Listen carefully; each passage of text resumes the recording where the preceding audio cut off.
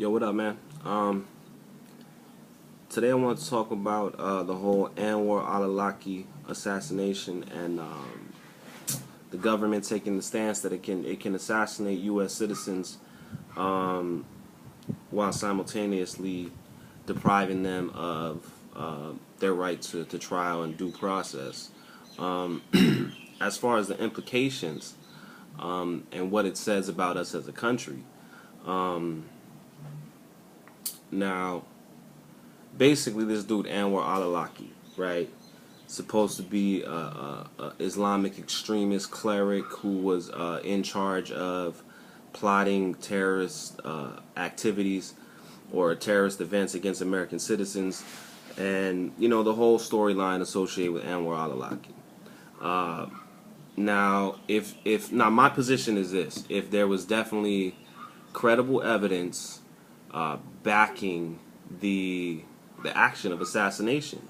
If there was credible evidence, I mean, why hasn't it been brought to light? I mean, this dude never even got charged with a crime. He never got charged with any direct link to a terrorist attack. I mean, you hear it on the news. He was associated, or he was allegedly associated with plotting the attacks of the underwear bomber, the New York car bomb threat they had a couple years back, and he was supposedly in charge of recruiting Muslim extremists in America to do acts of violence against innocent American citizens, right? Now, my position is this: one, if that's true, there should be some evidence that you could bring to light to at least charge the dude. And for the fact that he wasn't even charged for any crimes, I mean, it definitely raises a red flag for me personally. But looking at the implication that's associated with the idea of a president being able to assassinate an American citizen without having to provide any proof, really. Just looking at that alone, it's troubling in a way, because I'm pretty sure it's happened before, where presidents have given the okay to assassinate an American citizen for national security purposes. I'm pretty sure it's happened before, but looking at how public this is, right, and how unremorseful it is, as far as Obama just coming out saying, yep, he was a dangerous guy. We labeled him an enemy combatant, and we used the drone, and we're justified. We are totally, we love the rule of law, but only when it works for us. You know what I mean? We love the rule of law so long as we're the ones making the law. You know what I mean? Now, as far as the whole storyline of us killing this dude with a drone attack in Yemen, I mean, we apparently killed this guy in 2009 with a drone attack in Yemen. There's also been some reports that in 2006 or 2005, I believe, Anwar al-Awlaki was dining at the Pentagon with top military brass. So there's some conflicts of interest there. As far as people saying, well, what do you expect us to do? Go in and put handcuffs on him in Yemen? And I mean, it's like, well, obviously not. I mean, he's from here. He was dining with top military brass, and apparently he was involved with Al-Qaeda and the Taliban since the late 90s, you know what I mean? And he apparently became radicalized in 2002, I believe they were saying, you know what I mean? And they're trying to associate him with the attacks of 9/11 as well. But, there hasn't really been any evidence brought to light as far as making that statement credible. But this is the implications that I want, if you see this video, I want you to think about this. As far as if you don't have a problem with the idea of Obama killing this dude or giving the order to kill this dude. Now, if you're an Obama supporter, it might not bother you, and you might take the position that, well, people are only making a big deal about it because it's Obama. Now, that's cool. You have a right to your own opinion, but I mean, if you're gonna support that type of action where a president can assassinate a U.S. citizen just by labeling him an enemy combatant, understand the the threat that poses to you personally in the future, because you're not going to have Obama as a president forever. And if this precedent is set now, in the future, you might have a president that you might not agree with, and he might take particular offense to you voicing your opposition to him. And I mean, really, all it takes is the discretion of the president to label him an enemy combatant. You know what I mean?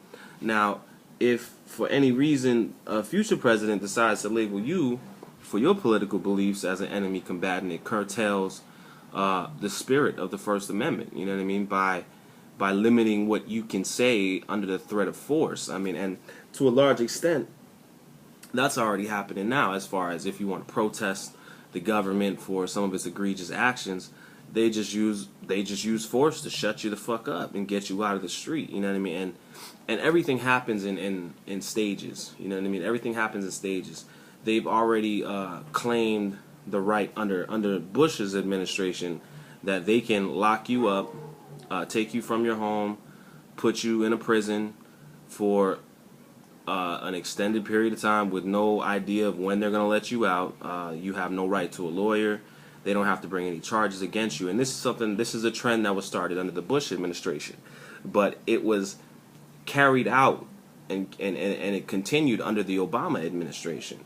So it shows you how when presidents take a certain power and bestow it onto themselves, the hardest thing for a future president is to restrain himself from that type of power. So I don't like Obama, but I mean, for people who might particularly like Obama and they try to say, well, you know, people are only complaining because he's a black guy, you know, well, you're not going to have a black president forever, you know what I mean?